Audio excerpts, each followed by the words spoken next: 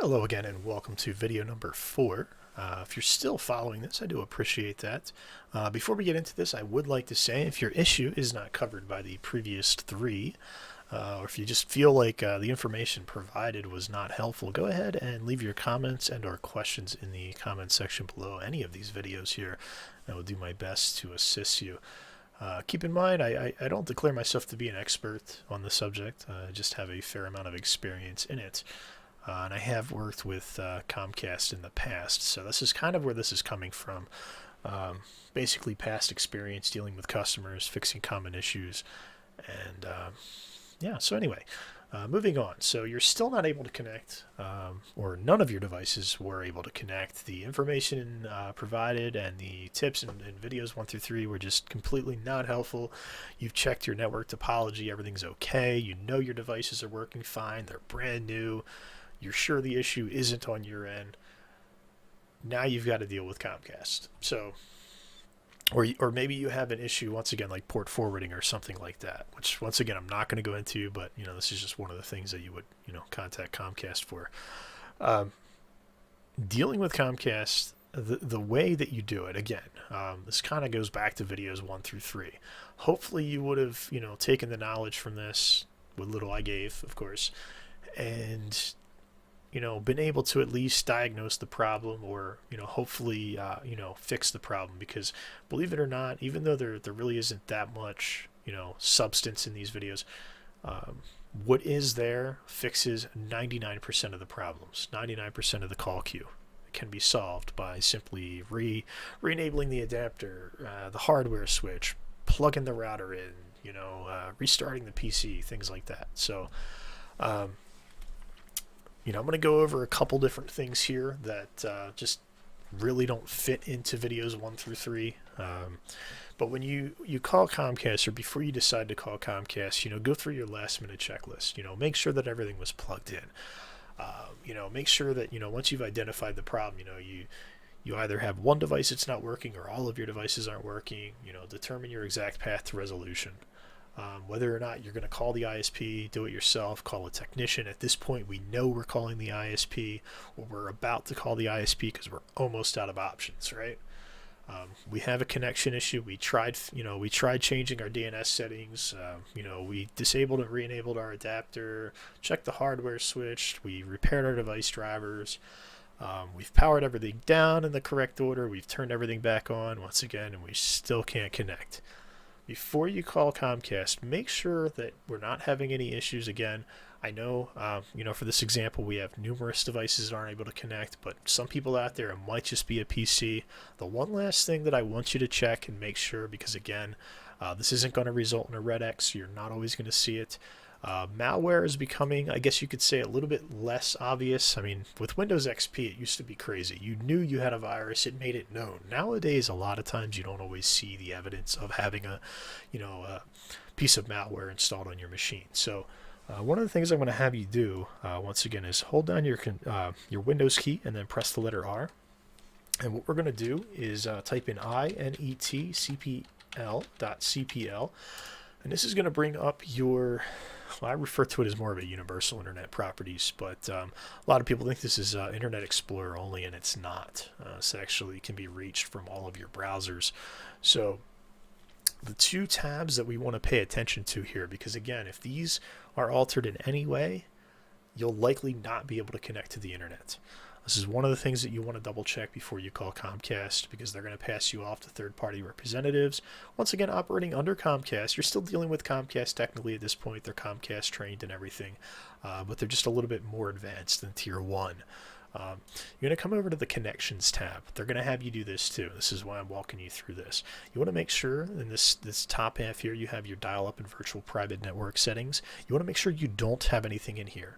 If you do, and you didn't purposefully put it there, like if you have a work laptop, this is where you'll commonly see this. If you have a work laptop, you telecommute part of the week, like I said, and you come home part of the week, whatever you do, whatever your work schedule is, you may be accessing a VPN. If you didn't put that there though, you want to remove that. Now, whatever software you use on your machine, you should always know what it's capable of doing, what it may be doing, what it's for. Again, doing so might remove the functionality of another piece of software that you use, but you weren't aware that it needed to change these settings for that software to work. I still recommend you removing it. No piece of software should really need to change this setting. Removing it, though, may not be enough. And the reason I say that is because there's other things that software can change too. It might even just change it right back. Sometimes the remove option is grayed out. Whatever the case may be, if there's something in here, that's a hint that there may be malware involved. So get that out of there. The second thing is your local area network settings. You want to go ahead and click on that button. Typically, your checkbox is here. Automatic configuration may override manual settings to ensure the use of manual settings. Disable automatic configuration. It's going to look very similar regardless of the operating system if you're on a Windows environment. The only checkbox that should be on here if you have one is automatically detect settings. That's it. If you have a checkbox here and use a proxy server, again, big sign that there might be malware. Should not be there. So you definitely want to get rid of that. Now, if you're not sure, and again, this is one step I can't completely go through because I don't want to reset my settings, but if you do have something in your VPN box here, and you did have a proxy set up in here, and you're unable to reach the internet, big time malware hint, come on over to the Advanced tab, reset Internet Explorer settings, come on down, select reset, because I know a lot of you guys are using Internet Explorer, and that's fine. I'm not going to knock you. It's getting a little bit better. Go ahead and clear everything out. Select that. It's going to reset everything. You can delete the personal settings if you like to. You don't have to. It's completely up to you. Just select reset. Again, I'm not going to personally do that.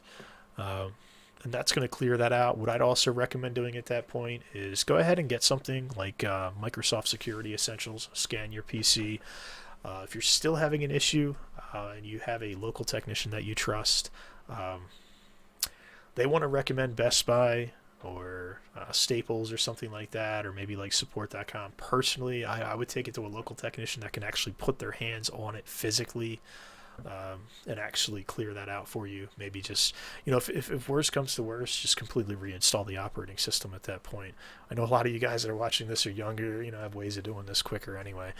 For those that aren't as tech savvy, if that information is in there, if you see anything in those boxes, then that's your sign to, kind of cut ties and back out of it for just a second and, look at the whole malware fix side of things, because Comcast really at that point is just going to cut ties with you and tell you to go get the malware removed. That being said, we can kind of move on to Comcast at this point. So you've done everything with your PC. That takes care of malware. We've gone through the whole checklist of things. Now you're about to call Comcast. First and foremost, obviously, aside from having to have, certain pieces of information available, you're going to want to make sure that, you or the account holder is available, or you have the information on the account, like the account number, social, last four of the social, phone number on the account, address on the account, name, etc.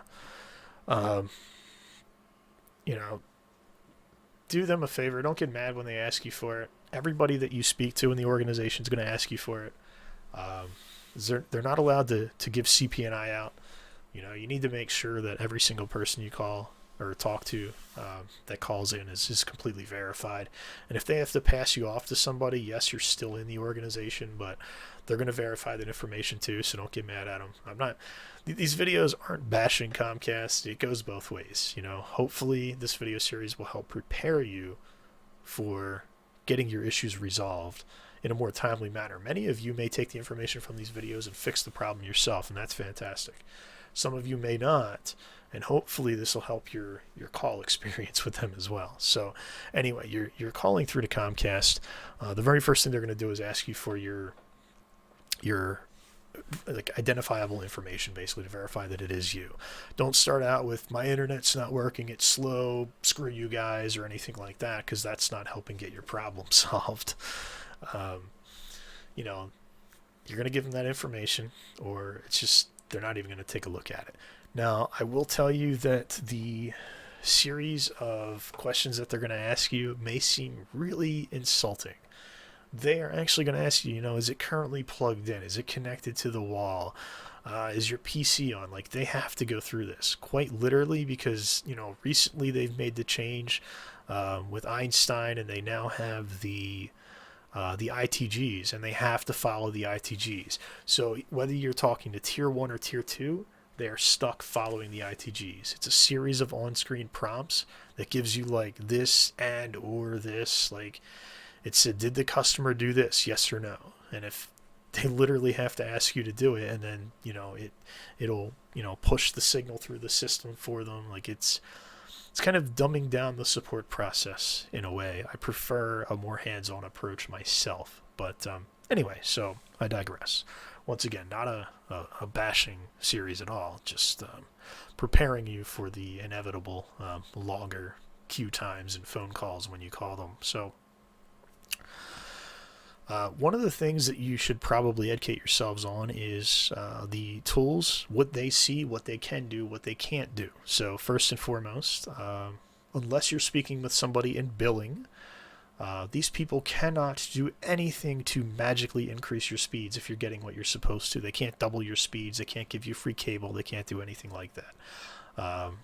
As of, not too long ago anyway, they didn't have billing system access. So you got to understand how things work here. First and foremost, when you call in, once again, you've given them your information. You've described the problem to them. Now they're going through the ITGs.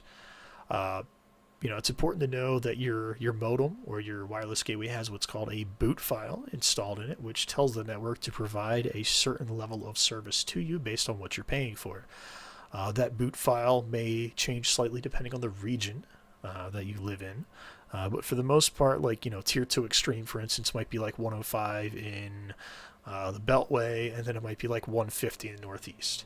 It really just depends on, again, the region you live in, and whether or not you have a residential or business account. Most of you guys I know are residential anyway, and if you are, business owner here because you're having a network problem, a lot of this still applies, but the level of service that you get is a little bit greater than what the residential customers would get. That being said, don't call Comcast trying to change your IP address. They won't do it for you. I could probably make a video on how you can do that as long as you own your own router. It's very easy to do. Moving forward, though, the next thing that you're going to want to know, now, obviously, like I just said, they can't change your speeds or anything like that, but what they can do is make sure that you do have the correct boot file installed. After they've done that, they could reset your device remotely. That's one of the things that they are famous for doing. It frustrates people, especially when you have an MTA or the wireless gateway and you're using the Comcast digital voice. It will disconnect your phone call. That's probably something I should have mentioned at the beginning of this. When you call in, do not call in from your Comcast digital voice unless it is the only method of calling. I recommend calling from a cell phone or a landline that is not connected to Comcast in any way, as when they reset the device, it power cycles everything, so phone and all. Keep that in mind. So if you get disconnected, if you're on with Tier 2 operated by support.com, they will call you back. If you are disconnected by Tier 1, I do not know what their policy is for that. Their call queue is so big, I could almost envision a world where they don't call back. So that's a possibility. Keep that in mind. Now, that being said, at this point, you're either facing one of two issues. As far as the Comcast employee is concerned, you could have several different things wrong. But we know we've already checked our PC, we've already checked our router, like we've checked the common things that Comcast is capable of checking. So in reality, the only fixes are going to be a replacement of the hardware, so a wireless gateway replacement, or not a wireless, but a modem replacement, or the wireless gateway replacement. Some form of Comcast hardware failure, leading to a hardware replacement, like maybe a bad coax cable, an issue at the tap, the drop, the node, whatever, or Again, this is only as far as Comcast is concerned, or an issue with your equipment. Once again, anything that we can get in there and check the adapter on, we've already done. So, that's really all there is to it. A lot of times the wireless network adapters can fail, especially, due to overheating in laptops. Network cards and those tend to fail quite quickly these days for some reason. But as far as the tech on the other end of the phone is concerned, when you're speaking to them, they don't know that you've already checked these things if you've gone through these videos. What they can do, though, the other thing that they can do is check for issues in the area via a proximity check. Typically, they have three choices: 250, 500, and 750 feet, which really doesn't offer that great of a range, and I hope most of them take advantage of the 750 when they do it. Especially if you live in a rural area where your neighbors might be 500 feet away or more. Unfortunately, the prox check wouldn't help you at that point. Though I'm not really sure that Comcast services many areas where the customers would be that far apart anyway, so that might not be too big of a concern. So you need to understand that either the tier 1 or tier 2 tech at this point is able to see the address and see whether or not any of your neighbors are also having connection issues. Acceptable levels of interference to me are unacceptable personally. If you're on a 105 and 10 or a 150 20 whatever, and you're getting 90, let's say you're getting 90 down and 15 up, you're not getting what you're paying for, so something is wrong. They might consider that to be acceptable or within the acceptable range, but if you have an elevated SNR, signal to noise ratio, or if you have power level issues with the modem, maybe there's a need for an attenuator or something like that. Long story short, if you're not getting what you're paying for, something's wrong. If you drop from 105 to 90, whatever caused that 15 drop could easily cause a 50 drop. So it's important to get that taken care of.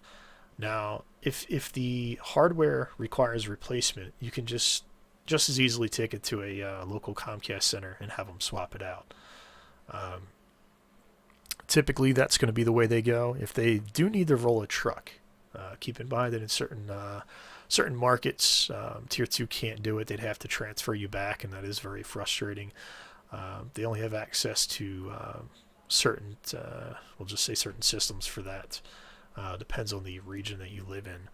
If they do need to roll a truck out there, obviously at that point it's going to be even more frustration for you having to wait for a technician to come out.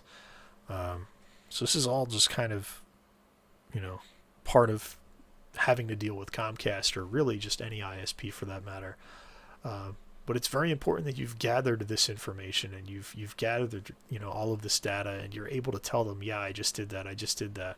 Because chances are, if you tell them with certainty, I checked the network card, I did this, I did that, everything's fine, hopefully you'll get somebody on the other end that actually has half a brain, and they're able to say, you know what, let's just skip this, and I'm going to get you over to tier 2, or I'm going to get you over to wireless networking support or something like that. That way you can just kind of skip that, shave 30 minutes off your call time, and hopefully get the issue resolved a little bit faster.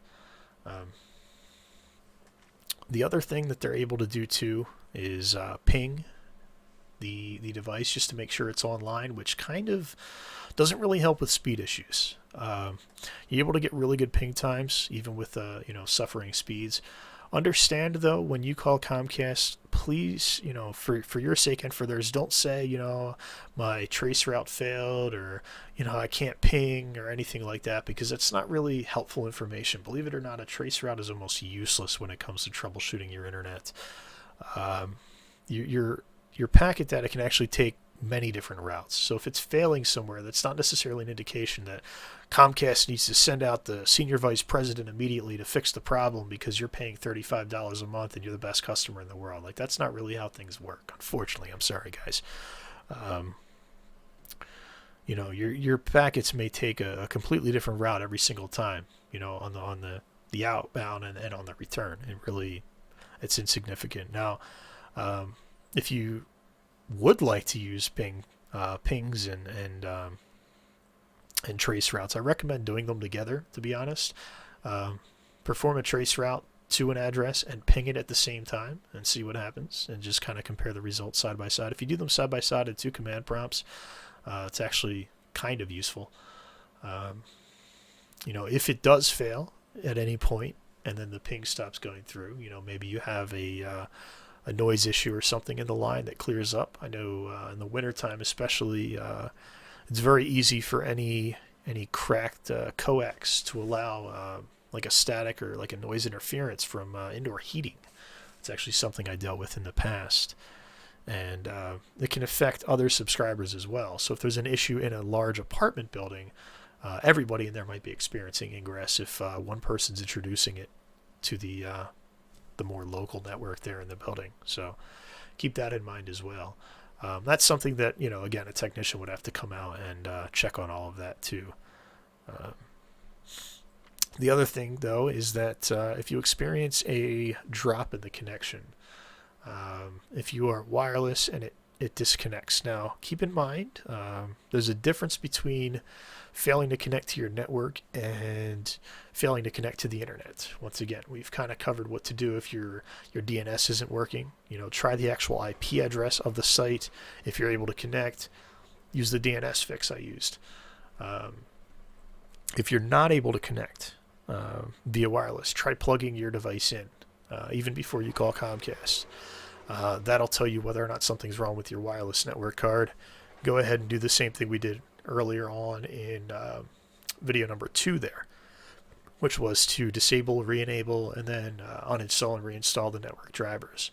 Go ahead and restart your machine, connect. It should connect wirelessly automatically when the machine comes back on at that point. If it doesn't, you might want to run out and obtain a USB wireless network card. I know who's a good one?